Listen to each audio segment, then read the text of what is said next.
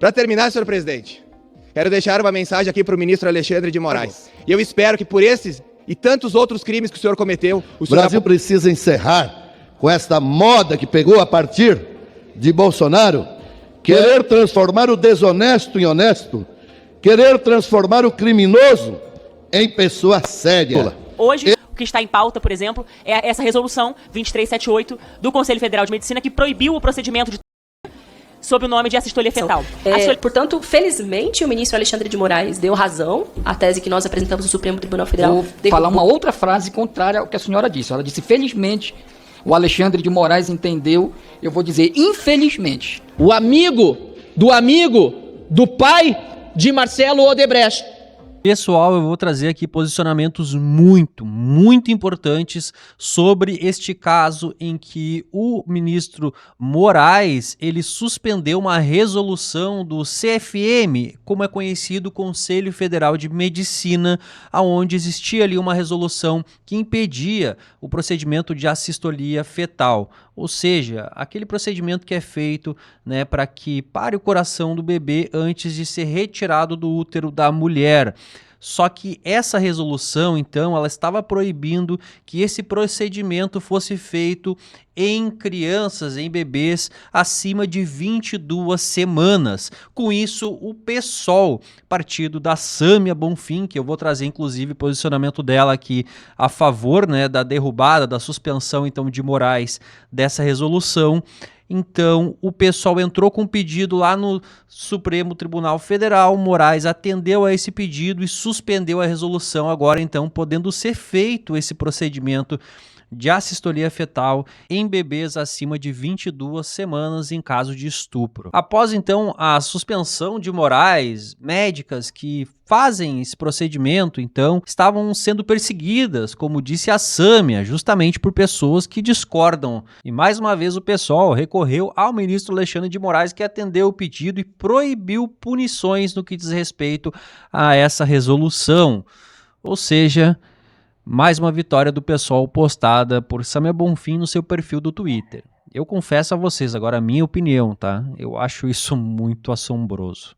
Vamos ver os vídeos então aqui, importantes depoimentos e posicionamentos, inclusive da própria Sâmia, que defende, né, esse procedimento, que ela tem a dizer sobre esse caso, e depois eu vou querer, obviamente, que vocês me comentem aqui embaixo o que vocês acham de tudo isso. Então, bora pro vídeo. Confesso que subo essa tribuna nessa quinta-feira, onde o plenário praticamente vazio, bastante emocionado.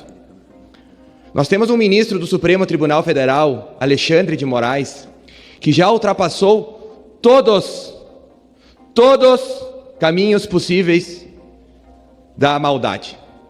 As monstruosidades perpetradas por esse ministro, elas precisam cessar. Eu não vou falar aqui da morte do Clezão do ano passado, eu não vou falar aqui das dezenas, centenas de pessoas inocentes que foram presas injustamente, ficaram dias, meses, anos presas. Eu não vou falar aqui, senhor presidente, do ex-assessor do presidente Jair Bolsonaro, preso por supostamente ter ido aos Estados Unidos, depois comprovado que não foi, inclusive pelo Estado americano, segue preso, com o Alexandre de Moraes jogando ele numa masmorra, esperando que ele fale algo que não aconteceu. Ontem à noite me deparava com mais um caso absurdo. Revista Oeste trouxe. Moraes manda prender homem de 68 anos pelo 8 de janeiro, mesmo com recurso pendente e câncer em estágio avançado. Se isso não é uma monstruosidade, vamos falar sobre monstruosidades agora. O ministro Alexandre de Moraes derrubou uma norma do CFM, Conselho Federal de Medicina, que proibia a assistolia fetal. Mas marcou o que é isso? Eu vou explicar para vocês que estão em casa. O Conselho Federal de Medicina, caro presidente, proibiu que esta prática, assistolia, melhor dizendo, fetal, fosse feita em bebês de mais de 22 semanas. Eu vinha até a Câmara agora escutando os relatos do Pitoli, jornalista da Rádio Auriverde de Bauru, que leu uma carta explicando o que é essa monstruosidade. Sabe por que, senhor presidente, o Conselho Federal de Medicina proibiu a assistolia fetal após 22 semanas? Porque depois de 22 semanas o bebê tem ossos. E se for feita uma curetagem na mãe, estes ossos podem danificar alguns órgãos da mãe. O que é a sistolia fetal, então, Marcon?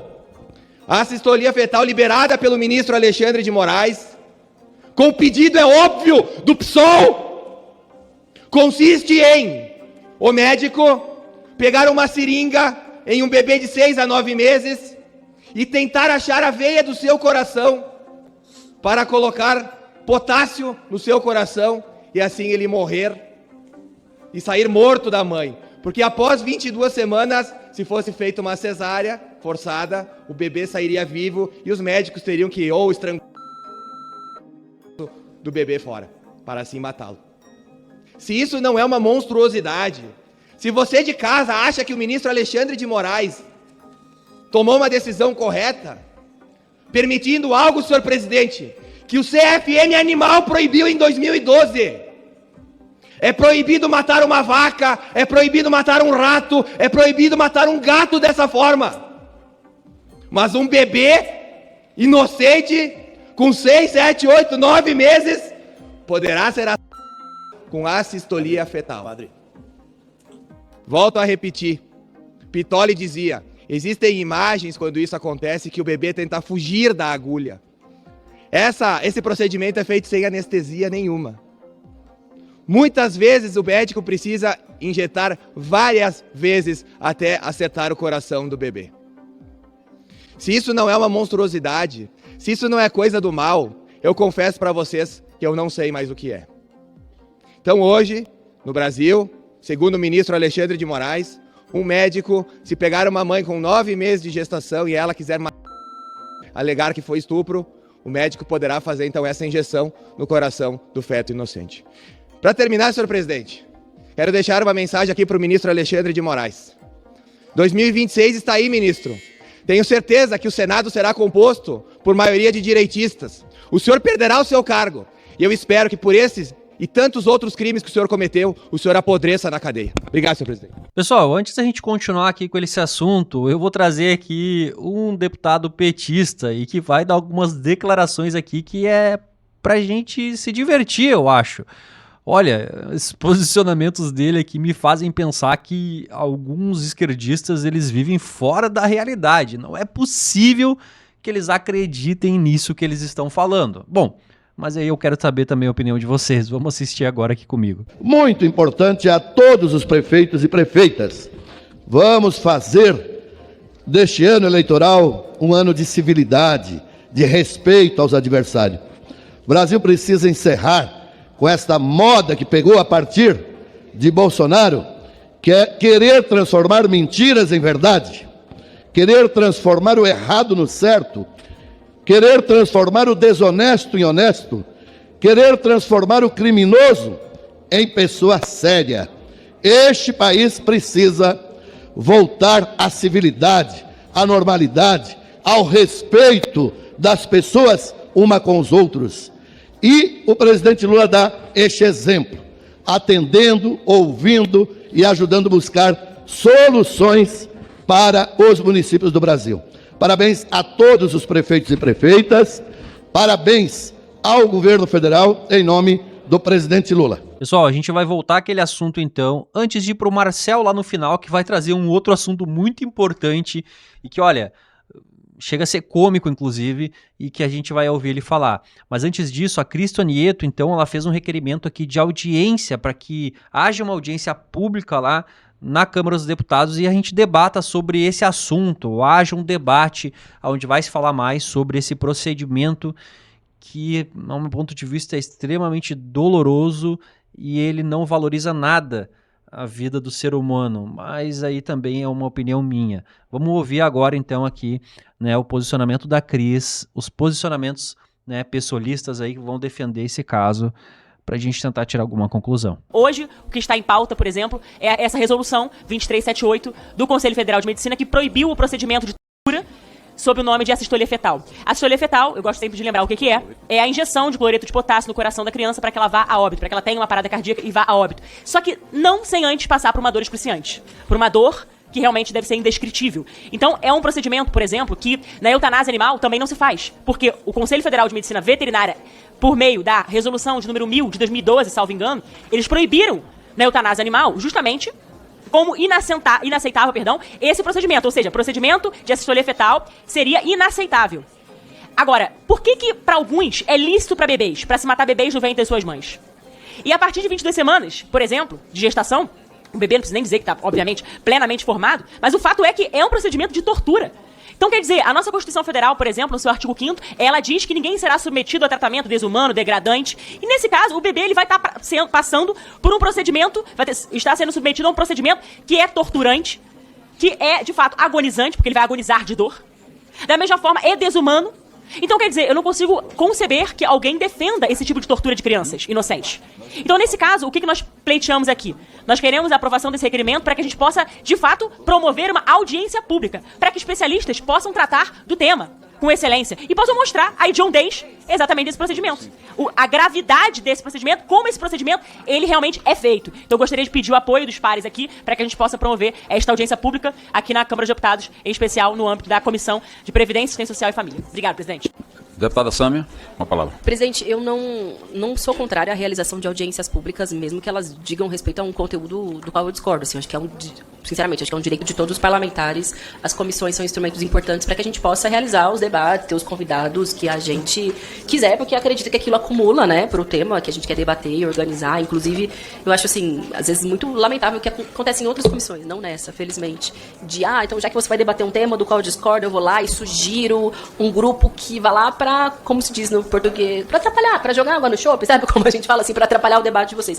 Não é meu objetivo. É só para colocar aqui minha posição de contrariedade à ideia, né, sobre essa resolução do CFM, que na verdade já foi objeto de debate aqui dessa nossa comissão, e que nós, do PSOL, fizemos uma articulação junto ao Instituto Anis e ao Cravinas, justamente protocolamos essa ADI no Supremo Tribunal Federal, porque como nós havíamos dito aqui nessa comissão, no dia do debate sobre a resolução do CFM, é inconstitucional, extrapola as atribuições do Conselho Federal de Medicina, que estava querendo, através de uma canetada, de uma resolução, modificar a legislação brasileira, que desde 1940 garante, assegura o direito à interrupção da gestação quando ela é fruto de uma violência sexual, problema que no Brasil acomete sobretudo meninas, adolescentes e também crianças. 70% das vítimas de violência sexual no Brasil é de menores de 14 anos e, portanto, essa resolução feriria o direito principalmente desse público, que é geralmente quem tem a identificação da gestação já no período tardio, justamente porque as próprias crianças não sequer conseguem compreender, né, a violência pela qual elas passaram, que dirá que, enfim, ela está passando por um processo tão complexo e, enfim, tenso que é, né, uma gestação. Portanto, felizmente, o ministro Alexandre de Moraes deu razão à tese que nós apresentamos no Supremo Tribunal Federal, derrubou essa liminar. Nós ficamos muito contentes porque a lei brasileira está sendo respeitada, a Constituição, a legislação que assegura direitos das mulheres, das crianças, dos adolescentes, mas nós sabemos que essa verdadeira caça às bruxas por parte do CFM não para. Em São Paulo, por exemplo, há 2 médicas que trabalham num serviço legal de aborto que estão sendo perseguidas pelo CREMESP, estão tendo que responder ao inquérito. Elas podem, inclusive, perder o direito ao exercício da profissão porque o CFM discorda moralmente daquilo que elas exercem como profissão, que está previsto na legislação. Então, veja, continuam, né, os tentáculos desses que querem perseguir os direitos das mulheres assegurados no Brasil e das crianças e adolescentes também. Mas eu vejo essa decisão do Supremo como um alento de que não há uma permissividade para que pessoas utilizem a sua própria moral individual para passar por cima dos direitos das outras pessoas. Por isso, bom, que seja realizada a audiência, quis aqui colocar as minhas opiniões. Felizmente, vencemos essa ADI e segue a nossa batalha para seguir protegendo os direitos das mulheres no Brasil. Obrigada. Com a palavra da doutora Alain. Deputada, não se trata aqui de combater o aborto. Aqui se trata em defender a vida, né? Então, eu sou médico, tenho mais de 30 anos de formado em medicina, sou professor do curso da Universidade Federal do Maranhão, curso de medicina, professor há 20 anos. Infelizmente, eu vou falar uma outra frase contrária ao que a senhora disse. Ela disse, felizmente, o Alexandre de Moraes entendeu, eu vou dizer, infelizmente, o senhor Alexandre de Moraes entendeu errado a questão. Aqui a gente não está querendo mudar a legislação, que é legal, já na lei, já existe o aborto legal, a gente está querendo defender a vida. E uma gestação, a partir da 22ª semana, ela já tem condição de viabilidade, de viver. Então a gente tem um STF lá, meus colegas, que legisla a favor do aborto, que legisla a favor das drogas, que legisla a favor da ideologia de gênero para crianças em inteira idade. Isso sim é infelizmente. Isso é infelizmente. Nós temos um STF que nos dá vergonha, nos traz vergonha. Então, eu concordo aqui com a pauta da minha colega Cris Tonieto e gostaria de subscrever a pauta dela. Rapidamente, só para dialogar com a deputada, Pois não, deputada. que mencionou, eu agradeço o elogio pela coragem de defender essa pauta. Nunca foi segredo para ninguém, eu não sou do tipo de parlamentar que esconde as suas posições porque tem algum receio de que isso possa desagradar esse ou aquele eleitorado. Definitivamente, se eu tenho posições, se eu fui inclusive eleita a partir da apresentação dessas posições, eu me vejo na obrigação de sustentá-las e de ir adiante para defendê-las. E tenho um orgulho dessa articulação que eu construí junto ao meu partido com o Cravinas e Instituto Anis, que possibilitou o protocolo dessa ADI que saiu vitoriosa. Eu só queria fazer um comentário que eu gostaria que os meus colegas refletissem. Não sei se é de concordância de todos a legislação que permite, né, o aborto em caso de estupro. Porque, enfim, as principais beneficiadas por essa exceção no Código Penal são, de fato, crianças e adolescentes, que são a maior parte das vítimas de estupro. Eu acho que todos concordam que uma gestação de 1, de 2, de 5, ou de 10 semanas, ou de 20 semanas, ou 22, não deixa de ter sido fruto de um estupro o tempo da gestação. Então, o crime, ele é configurado e, portanto, o direito a acessar essa exceção do Código Penal, independentemente do prazo gestacional.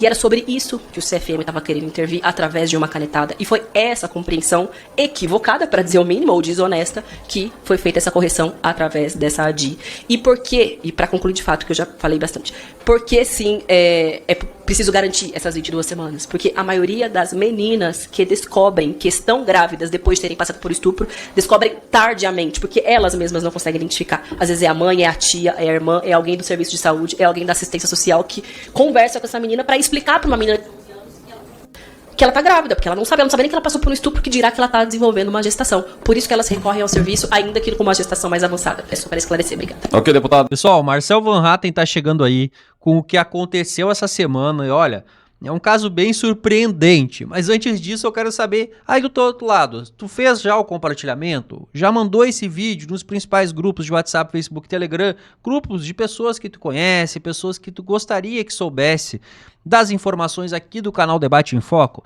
A gente traz vídeos aqui todos os dias, eu sei, todo mundo que tá aqui comigo diariamente, até meio chato ficar ouvindo isso aqui, eu sendo repetitivo diariamente, mas vocês sabiam, gente, que mais de 95% das pessoas que assistem aos nossos vídeos diariamente, elas não são inscritas? Bom, só nos últimos 2 meses a gente já atingiu mais de 12 milhões de visualizações. O nosso canal está extremamente grande e tudo graças a vocês. Mas vai aqui embaixo, se inscreve no canal. A gente já bateu a marca dos 100 mil e estamos indo em busca agora dos 130, 150, 200 mil. Eu conto muito com a colaboração de vocês. Quem está sendo membro, clicando aqui embaixo no Seja Membro, vocês valorizam o nosso trabalho. Isso me motiva demais a saber que eu estou no caminho certo, contando com pessoas com uma audiência muito qualificada. Vamos para as palavras agora do Marcel, porque é extremamente importante o que ele vai dizer. Eu vejo o que acontece nessa semana, senhor presidente. Eu só posso dizer a Dias Toffoli que ele faz aquilo que qualquer acusado gostaria de fazer. Ele mesmo, o acusado de corrupção, ele mesmo, que foi chamado por Marcelo Odebrecht, amigo do meu pai, decide que Marcelo Odebrecht está perdoado das suas acusações. Dias Toffoli quer esquecer a parte da história em que é acusado de corrupção. O juiz que foi, aliás, juiz não, ele tentou ser juiz várias vezes e foi reprovado no concurso para a magistratura. O advogado do PT, que chegou à presidência do Supremo Tribunal Federal por indicação de Luiz Inácio Lula da Silva, chegou a ser ministro. O amigo do pai de Marcelo Odebrecht agora dá um canetaço e absolve Marcelo Odebrecht, réu confesso. Ele confessou os crimes todos da empreiteira, deu nomes, deu detalhes, delatou. Como o Supremo Tribunal Federal quer que o brasileiro confie na instituição? Como Dias Toffoli, Vossa Excelência, quer que o brasileiro confie em justiça? Não. O que nós temos é um ministro do STF acusado, delatado por corrupção, que tentou censurar a imprensa quando essa notícia veio a público. Agora anos depois, absolvendo, arquivando o caso daquele que o delatou. Senhor presidente, vai chegar o dia que esses ministros supremos estarão na cadeia pagando pelos seus crimes. E não me refiro apenas aos eventuais crimes de que foram acusados por delações, porque muitos deles dificilmente poderão ser comprovados, até porque muitas provas foram até mesmo destruídas pelo Supremo Tribunal Federal. Outras estão aí para quem quiser ver. Não, senhor presidente. Falo dos abusos de autoridade, falo dos excessos que estão fazendo, falo do desrespeito com o Estado de Direito e com a nossa Constituição. A toga hoje serve, lamentavelmente, no Brasil, a acusados de corrupção, a delatados por banditismo, e que não se defendem, porque sequer podem ser investigados, porque assim, aliás, eles próprios definiram. Colocam-se acima de Deus, sendo acusados por pecados que até o diabo duvida. Olha, senhor presidente, é lamentável vermos também José Dirceu nesta semana ser reabilitado politicamente para logo ali poder concorrer em eleições, porque decidiu também a turma segunda do STF, por maioria, que os crimes de corrupção contra si, contra José Dirceu, prescreveram. Todos sabem, desde a época do mensalão, o papel que José Dirceu teve, depois agora, no período do Petrolão, e todas as demais delações. Mas não, o STF, de mãos dadas com o crime, o STF de mãos dadas com os bandidos, promovendo injustiça e impunidade, reabilita o corrupto José Dirceu e absolve da sua condição de réu confesso o corrupto Marcelo Odebrecht. A que ponto nós chegamos no nosso país, senhor presidente? Eu, para concluir, quero lhe dizer que continuo trabalhando aqui na Câmara dos Deputados, representando meus eleitores que querem um Brasil melhor. E quero também dizer a todos os colegas que nós não abriremos mão dessa nossa batalha diária, mesmo com toda a injustiça, toda a tentativa de censura e de perseguição. Eu não me curvo a bandido e não temo chamá-los pelo nome que tem. Eu quero um Brasil melhor. Eu quero um Brasil justo em que o STF seja respeitado, seja uma instituição séria. Mas Dias Toffoli e os demais ministros colocam, lamentavelmente, todo o judiciário brasileiro, que não merece isso, numa situação de profunda vergonha para todo o nosso Brasil. Que o cidadão brasileiro pode sim contar comigo e com a oposição aqui na Câmara dos Deputados. São momentos difíceis, mas há de chegar o dia, e tenho convicção e fé em Deus nisso, em que os corruptos de verdade, esses sim, sejam punidos, e o cidadão honesto tenha a tranquilidade de não ser perseguido por dizer aquilo que é verdade. Porque hoje as coisas estão invertidas. Aqueles que estão no governo perseguem quem diz a verdade, para poderem mentir à vontade. E aqui a governo me refiro não apenas ao Executivo, mas também ao Supremo Tribunal Federal. Chegará o dia em que a situação se inverterá. E aí, senhor presidente, felizmente, nesse dia, a nação brasileira voltará a sorrir com justiça, democracia e liberdade. Muito obrigado. Justiça, democracia e liberdade. E é isso que eu quero saber de vocês agora. Com muita democracia envolvida, eu quero que vocês comentem aqui embaixo a opinião de tudo isso que vocês ouviram aqui. É extremamente importante para mim poder ver o feedback de vocês, né? Para ver qual que é o sentido das coisas realmente que a gente está colocando aqui e o que isso está trazendo para vocês. Bom, não se esqueçam então, fiquem ligadinhos no canal, porque logo mais já pode ter vídeo novo aqui no canal Debate em Foco.